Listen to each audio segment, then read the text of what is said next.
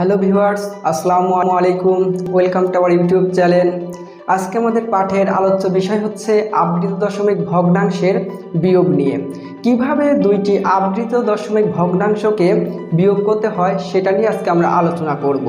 তোমরা এখানে দেখতে পাচ্ছ আমরা দুইটি অঙ্ক এখানে উঠে রাখছি। তো এখান থেকে এই দুইটা অঙ্ক সমাধানের মাধ্যমে তোমাদেরকে দেখানো হবে যে দুইটি আবৃত দশমিক ভগ্নাংশকে কত সহজে সমাধান করা যায়।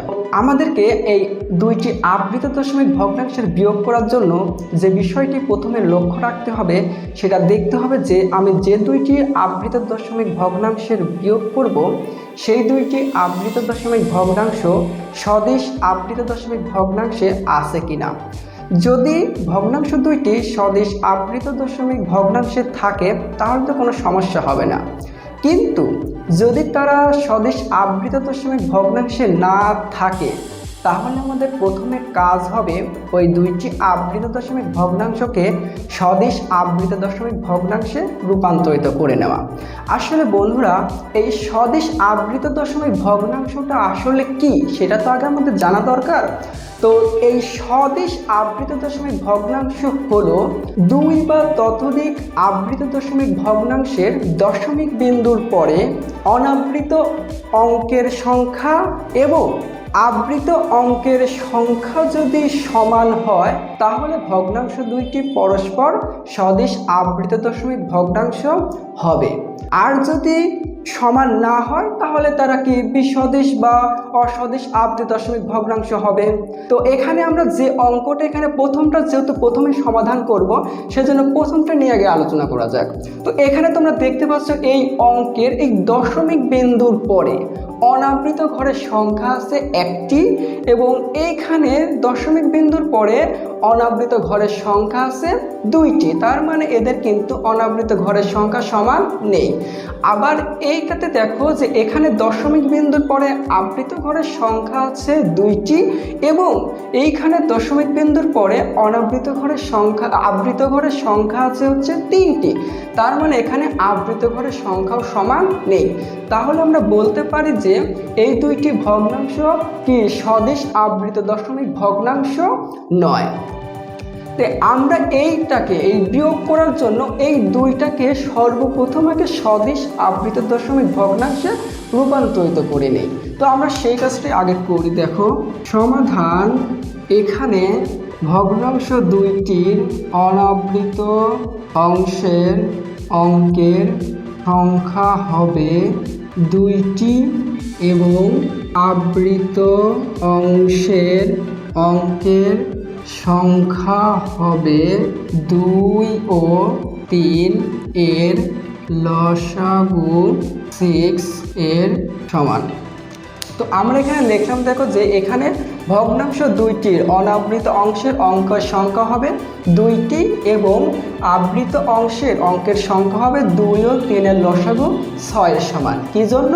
যে আমি যে দুইটি আবৃত দশমিক ভগ্নাংশের বিয়োগ করব আগে দেখতে হবে যে ওই দুইটি ভগ্নাংশের সর্বোচ্চ কতটি ঘর, মানে সর্বোচ্চ বেশি কতটি ঘর অনাবৃত আছে। তার মানে সর্বোচ্চ এখানে কয়টি, এখানে দুইটি ঘর অনাবৃত আছে। সেই জন্য এই দুইটারই অনাবৃত ঘরের সংখ্যা হতে হবে দুইটি এবং আবৃত ঘরের সংখ্যা হবে, দেখতে হবে যে এইখানে মানে এই দুইটাতে কতটি ঘর আবৃত আছে। তার মানে এখানে আছে দুইটি আর এখানে আছে তিনটি। এই দুইটা লসাগু যা হবে তার মানে 6।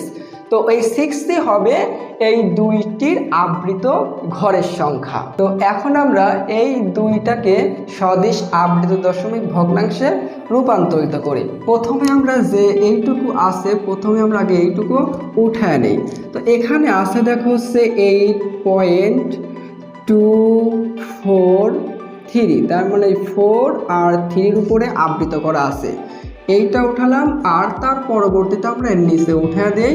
এটাতে আছে হচ্ছে তোমার 5.24673, এই 6 থেকে এই 3 পর্যন্ত আবৃত করা আছে। এই দুইটাকে তোমার সদিশ আবৃত দশমিক ভগ্নাংশে রূপান্তরিত করার জন্য এটাকে আমরা আগে প্রথমে উঠে আনি। এখানে আবার 8.243, এইখানে 4 আর 3 উপরে তো আবৃত করা ছিল। তো এই যে এইখানে দেখো, এই যে এইটুকু এখান থেকে কি ইনফিনিটি পর্যন্ত যাবে না, ইনফিনিটি পর্যন্ত যাবে। তাহলে এটাকে আমরা আবার ডাবল করে লিখতে পারি, এই যে 4 3, তারপর আবার 4 3, আবার 4 3। কিন্তু তোমরা একটা জিনিস লক্ষ্য করো, আমি কি এখানে আমাদেরকে এই এতগুলা কি লাগবে না, আমাদের শুধু অনাবৃত ঘর লাগবে হচ্ছে 2টা, দশমিক বিন্দুর পর অনাবৃত ঘর লাগবে 2টা। তাহলে এই যে আমি দশমিক বিন্দুর পর এই 2টা রেখে এই যে 3-এর উপরে আবৃত করে দিলাম। তার মানে এই দেখো এই 2টা অনাবৃত আছে, আর আমাদের আবৃত ঘর কয়টা লাগবে, আবৃত ঘর হতে হবে 6টি। তার মানে এখান থেকে আমি 6 পর্যন্ত নিব। তো 6 পর্যন্ত নিলে দেখো এই পর্যন্ত আসে, এই যেটা। তো আমাদের তো আর এই ইনফিনিটি পর্যন্ত তো দরকার নেই, এটার থেকে একে ইনফিনিটি পর্যন্ত ছিল, তো আমাদের তো ইনফিনিটি পর্যন্ত দরকার নেই। আমাদের শুধু আবৃত ঘরের সংখ্যা হতে হবে এখানে 6টি, সেজন্য আমি 6টি নিলাম আর এই বাকিগুলো মুছে দিলাম। কিন্তু তোমরা যেহেতু খাতায় উঠাবে, তোমাদের খাতায় তো আর মুছার কোনো সিস্টেম নেই, সেই জন্য তোমরা এটা মানে যে একটু গুণে যাতে 6 ঘর হয় সেইভাবে তোমরা ওখানে লিখবে। তো তার পরবর্তীটা উপরে একই কাজ করে দেখো, এখানে 5 পয়েন্ট তোমার আছে 5.24 6 7 3। আমাদের এখানেও কি দেখো এই 6 7, এই যে এখানে যেহেতু আবৃত আছে 3টা করে উপরে, যে 6 7 3, এই 3টার উপরে আবৃত করা আছে, তার মানে এটা কি পর্যন্ত যাবে, অসীম পর্যন্ত যাবে, যে 6 7 3 এইরকম আরো ডট ডট ডট ডট অসীম পর্যন্ত যাবে। আমাদের অনাবৃত ঘর কয়টি লাগবে, 2টি লাগবে। আমি এই যে এই 2টা অনাবৃত ঘর রেখে এর উপরে আবৃত করে দিলাম। আমাদের আবৃত ঘর কয়টি লাগবে, এই যে 6টি, সেজন্য আমি এখান থেকে 6টি পর্যন্ত আবৃত ঘর নিলাম। আমার এখানে কিন্তু আরও ইনফিনিটি পর্যন্ত আছে, আমার তো আর ইনফিনিটি পর্যন্ত দরকার হবে না, সেই জন্য আমি বাকিগুলা মুছে দিলাম। এখন যেহেতু এটা আমাকে এখন বিয়োগ করতে হবে, সেজন্য আমি বিয়োগফলটা নির্ণয় বিয়োগ করি। তো বিয়োগ করলে দেখো এখানে আমাদের এই 4-এর থেকে 3 বাদ দিলে 1, হাতে আমার কিছুই নেই। তো এখানে দেখো উপরেরটা দেখছি বড়, তার মানে এখানে 10 যোগ করলে হচ্ছে তোমার 30 থেকে যদি আমি এই 7 বাদ দেই, তাহলে 30 থেকে 7 বাদ দিলে 6, হাতে আমার 1। তো সেই 1 আর এই 6 7, তো উপরেরটা আবার সেটা 10 যোগ করো, তাহলে হবে 40 থেকে যদি 7 বাদ দেওয়া হয় তাহলে 7, হাতে আমার 1। সেই 1 আর এই 3 যোগ করলে হচ্ছে তোমার 4। দেখো উপরেরটা আবার ছোট, তার মানে এখানে হচ্ছে 30 থেকে যদি 4টা বাদ দেওয়া হয় হচ্ছে তোমার দেখো 9, হাতে আমার 1। তো সেই 1 আর এই 7 যোগ করলে 8, দেখো এখানে তোমার আবার হচ্ছে 10 যোগ করলে হচ্ছে 40 থেকে যদি 8টা বাদ দেওয়া হয় এখানে হচ্ছে 6, হাতে আমার 1। এটা 7, দেখো উপরে আবার ছোট সংখ্যা, তার মানে 10 যদি যোগ করা হয় তাহলে এটা হচ্ছে তোমার 30 থেকে তোমার 7 বাদ দিলে 6, হাতে আমি কত নিছি, 1 নিছি। সেই 1টা এখানে আমি আগে বিয়োগটা রেখে দিলাম, কি জন্য বিয়োগ হবে সেটা আমি একটু পরেই তোমাদেরকে বোঝাচ্ছি, আগে এইটুকু আমি কমপ্লিট করে নেই। তো এখানে দেখো হাতে 1 ছিল, তাহলে এখানে 5, এটা দেখো আবার উপরে ছোট সংখ্যা, তার মানে এটা হচ্ছে তোমার 40 থেকে যদি আমি 5 বাদ দেই 9 হচ্ছে, হাতে আমার 1 আর এই 2, তার মানে 3 থেকে দেখো এখানে আবার যদি 10 যোগ করা হয় তাহলে হচ্ছে 12 থেকে 3 বাদ দিলে 9, আর এখানে দশমিক ছিল, দশমিক দিলাম। এখন হাতে আমার 1 ছিল, তো এই 1 আর 5 6, তো আমি যদি 8 থেকে 6 বাদ দিই তাহলে হচ্ছে 2। এটাই হচ্ছে দেখো আমাদের একটা বিয়োগ ফল বেরোলো। কিন্তু আমি এখন দেখো এখানে 1 আসলে কি জন্য নিলাম, 1 কি জন্য নিলাম, এই যে এইখানে একটা জিনিস লক্ষ্য করো, এই যে 3 থেকে 6 এই বিয়োগ করলে আমার হাতে কিন্তু 1 নিতে হয়েছিল, আসলে সেই 1ই কিন্তু এইটা। আমরা এখানে একটু লিখে দিই, 3 থেকে 6 বিয়োগ করলে হাতে 1 নিতে হয়। এই যে 3 থেকে 6 বিয়োগ করলে যে হাতে 1 নেওয়া হয়েছে সেটাই কিন্তু এখানে দেওয়া হয়েছে। তুমি যদি এখান থেকে এই যে এইটুকু থেকে এটা যদি তুমি ইনফিনিটি পর্যন্ত নাও, আবার এখানেও এটাও যদি তুমি ইনফিনিটি পর্যন্ত নাও, তাহলে সেই ইনফিনিটি থেকে আমি বিয়োগ করতে করতে এক পর্যায়ে কিন্তু এইখানে এসে আমার 1 বিয়োগ করতেই হয়। মানে এখানে যে 3 সাথে এখানে যোগ করলে পরবর্তী এখানে আমার 1 মানে বিয়োগ করতে হয়, সেই একটাই কিন্তু আসলে এখানে বিয়োগ করা হয়েছে। কিভাবে বিয়োগ করা হয়েছে দেখো, আমার এখানে ইনফিনিটি পর্যন্ত নেওয়ার দরকার নেই, আমি শুধু এখান থেকে এই 2 ঘর পর্যন্ত নিলাম। তাহলে এখানে কত হচ্ছে তোমার 3 আর 4 নিলাম, এখানে কত এই 6 আর 7 নিলাম। তো এটা যদি আমরা বিয়োগ করি দেখো, এখানে মনে মনে 10 তোমার যোগ করতে হবে, তারপরে 14 থেকে যদি তোমার 7 বাদ দেওয়া হয় 7, হাতে আমার 1, তাহলে এটা হচ্ছে 7। এটা মনে মনে তাহলে 30 ধরো, 30 থেকে যদি তুমি 7 বাদ দাও তাহলে হচ্ছে 6, হাতে আমার 1। দেখো যে একটা আমি নিচি আবার হাতে, সেই একটাই কিন্তু আমি এখানে বিয়োগ করছি, সেই একটাই। কারণ এখানে যদি একটা আমি যোগ করে এর সাথে বিয়োগ করি তাহলে এখানে 0 নামতেছে, এখানে যদি 1 থেকে 1 বিয়োগ করা হয় তাহলে কিন্তু 0 নামবে। আসলে সেই একটাই কিন্তু এখানে পরবর্তীতে, এইখানে না পরবর্তীতে এসে সেটা বিয়োগ করা হয়েছে। তো এটা যদি আমরা ফুললি অ্যান্সার যদি নেই তাহলে দেখো এখানে কত হচ্ছে 0, হাতে কিন্তু আমার এখানে কিছু নেই, তারপরে যা আছে সবগুলাই শুধু উঠে দেবো। এখানে 6, তারপরে হচ্ছে তোমার 7, তারপরে 9, তারপরে 6, তারপরে 6, 9, 9, আর এই দশমিক ছিল, তারপরে হচ্ছে 2। এখন দেখো এইখানে 6 ঘর পর্যন্ত আবৃত করা ছিল, আমি সেই 6 ঘর পর্যন্ত এখানে আবৃত করে দিলাম। তাহলে দেখো আমাদের নির্ণীয় বিয়োগফল কিন্তু এইটুকু বেরোলো। তাহলে আমরা বলতে পারি সুতরাং নির্ণীয় বিয়োগফল কত তোমার দেখো 2.9966970, এই 0 আর এখানে এইটুকু আবৃত করা আছে, এটাই কিন্তু আমাদের অ্যান্সার। তোমরা কিন্তু দেখো খুব সহজেই এই পদ্ধতিতে যে কোনো ধরনের 2টি আবৃত দশমিক ভগ্নাংশের কিন্তু বিয়োগফল তোমরা সহজেই নির্ণয় করতে পারবে। তো আশা করি তোমরা এই অঙ্কটা মানে আমাদের 1 নাম্বার অঙ্কের অ্যান্সারটা তোমরা বুঝতে পেরেছো। এখন আমরা চলে যাব পরবর্তী অঙ্কে। তোমরা দেখলে আমরা এই 1 নাম্বারের অঙ্কটা কত সহজে সমাধান করলাম। আমরা ঠিক একই নিয়মে এখানে আমরা এই 2 নাম্বার অঙ্কটাও সমাধান করব। তো 2 নম্বরে আমরা দেখো এখানে ঠিক যেভাবে সমাধান করেছি এই 2 নম্বর অঙ্কটা সেম একই রকম। মনে করো এটা তোমাদের স্টাডির ক্ষেত্রে, তো আমার ভিডিওটা না দেখে তোমরা নিজেরা খাতাও এটা করতে পারো এটা। তো আমরা এটা এখন সমাধান করি। এখানেও ঠিক একই রকম। দেখো এই দুটাও ভগ্নাংশ কিন্তু সদিশ আবৃত দশমিক ভগ্নাংশে নেই, কারণ এখানে দশমিক বিন্দুর পরে অনাবৃত ঘর আছে 2টি, এখানে আছে শুধুমাত্র একটা। অনাবৃত ঘরের সংখ্যা সমান নেই। আবার এখানেও দেখো আবৃত ঘরের সংখ্যা 1টি আছে, আর এখানে আবৃত ঘরের সংখ্যা আছে হচ্ছে তোমার 3টি।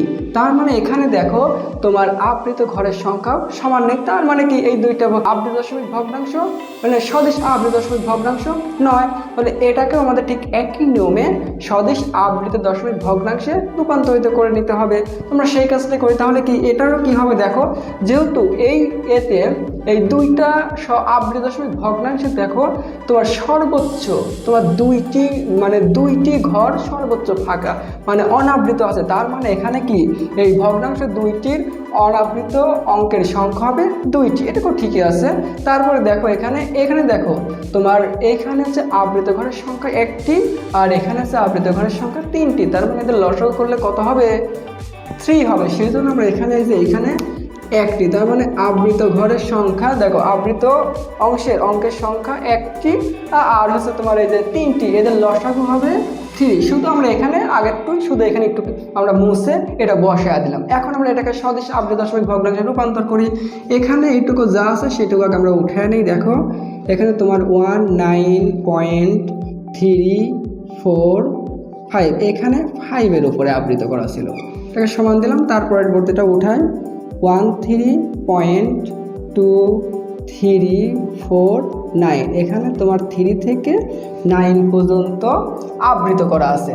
তো এখন দেখো এখানে আমরা এইটাকে যা আছে সেটা আবার উঠে নেই। এখানে 19.345, এইটা এখানে তোমার 5-এর উপরে আবৃত। তো এই 5টা দেখো, তো এখান থেকে এই 5টা কি অসীম পর্যন্ত যাবে না?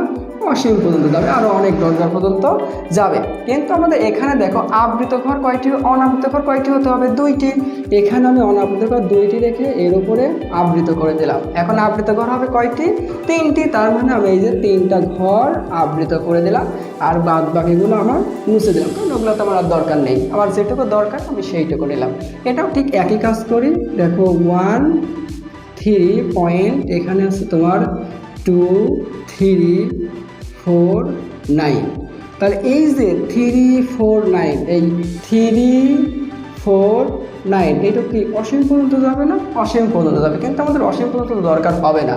তো আমাদের যেহেতু অনাবৃত ঘর 2টা লাগবে, আমরা অনাবৃত ঘর 2টা রেখে এর উপরে আবৃত করে দিলাম। আর আবৃত ঘর কয়টা দরকার? 3টা, তার মানে আমি এর উপরে আবৃত করে দিলাম। আমার কি আর এইগুলা কিন্তু আমার আর লাগছে না, সেজন্য আমি মুছে দিলাম। এইটু দেখো, এইটা কি আমরা এই 2টা ভগ্নাংশ পরস্পর সদৃশ আবৃত দশমিক ভগ্নাংশে রূপান্তর হয়ে গেছে। এবার আমরা এটাকে বিয়োগ করি। তো একই নিয়মে আমরা বিয়োগ করব। এখান থেকে যদি 5 থেকে যদি 3 বাদ দেওয়া হয়, 2 হাতে তোমার নেই, এখানে তাহলে মনে তোমাকে 15 ধরতে হবে। তাহলে 15 থেকে হচ্ছে তোমার 9 বাদ দেওয়া, তাহলে কত হচ্ছে 6, হাতে আমার 1, তাহলে তোমার এখানে হচ্ছে তোমার 5 থেকে 5 বাদ দিলে পরে 0। এখানে কিন্তু দেখো আমার কিন্তু হাতে কিন্তু আর কিছুই নেই, সেজন্য এটা নিতে হবে না। এখানে দেখো ওই যে এইখানে যেমন আমরা বিয়োগ করছিলাম, এখানে কিন্তু আমার হাতে যেহেতু কিছু আমরা নেই, সেজন্য এখানে আমরা কিছু বিয়োগ করব না। তারপর দেখো এখানে তোমার মনে হয় 40 ধরো, 40 থেকে যদি 3 বাদ দেওয়া হয় 9, তো হাতে আমার হচ্ছে এই যে এইখানে, তাহলে 4 থেকে যদি গেলে আমি 3 বাদ দিই তাহলে কত হচ্ছে 1, হাতে তো আমার কিছুই নেই, তাহলে 3 থেকে 2 বাদ দিলে 1, আর এই দশমিক ছিল দশমিক দিলাম। এই 9 থেকে 3 বাদ দিলে হচ্ছে 6, হাতে আমার কিছুই নেই, তাহলে 1 1 0। তাহলে এই যে এইটা মোটামুটি এইটা হচ্ছে আমাদের অ্যান্সার। কিন্তু একটা জিনিস লক্ষ্য করো, আমি যখন এখানে নিছি আমার কি এখানে হাতে কিছু নিতে হয়েছে? না, আমি কিন্তু হাতে কিছুই নেইনি, সেই জন্য পরবর্তীতে আমার এখানে কিছু বিয়োগ করতে হবে না। যদি তুমি বিয়োগ করতে চাও তাহলে কত, সর্বোচ্চ তুমি 0 বিয়োগ করতে পারো, আর 0 বিয়োগ করলে যা আছে অ্যান্সারটা কিন্তু সেটাই হবে। সেই জন্য আমাদের কি আর 0 বিয়োগ করার দরকার নেই। তাহলে এই যে এইটুকুই হচ্ছে কিন্তু আমাদের নির্ণীয় অ্যান্সার। এখন যে আবৃত ঘরগুলো আছে আমরা আবৃত ঘরটা বসাই দিই। 3টা ঘর আবৃত ছিল, এই যে আমরা 3টা ঘর আবৃত করে দিলাম। তাহলে এটাই হচ্ছে আমাদের নির্ণীয় বিয়োগফল। আমরা এখন লিখতে পারি, দেখো, সুতরাং নির্ণীয় বিয়োগফল 6.11062, এই যে 0 থেকে 2 পর্যন্ত আবৃত করা আছে, এটাই হচ্ছে আমাদের অ্যান্সার। তোমরা এই 2টা অঙ্ক আশা করি বুঝতে পেরেছো। এই একই নিয়মে, ঠিক একই নিয়মে যত ধরনের আবৃত দশমিক ভগ্নাংশের বিয়োগ আছে তোমরা এই একই নিয়মে নির্ণয় করতে পারবে। তো যদি আমাদের এই ভিডিওটা তোমাদের ভালো লেগে থাকে তাহলে আমাদের চ্যানেলটাকে তোমরা সাবস্ক্রাইব করবে এবং তোমাদের যে সকল বন্ধু আছে তাদের মাঝে আমাদের এই ভিডিওটা শেয়ার করে নেবে, যাতে তারা আমাদের এই ভিডিওগুলো পেয়ে উপকৃত হতে পারে। তো আশা করি তোমরা ভিডিওটা বুঝতে পেরেছো। তো ভালো থেকো, আবার পরবর্তী ভিডিওতে দেখা হবে। সবাইকে ধন্যবাদ। আসসালামু আলাইকুম।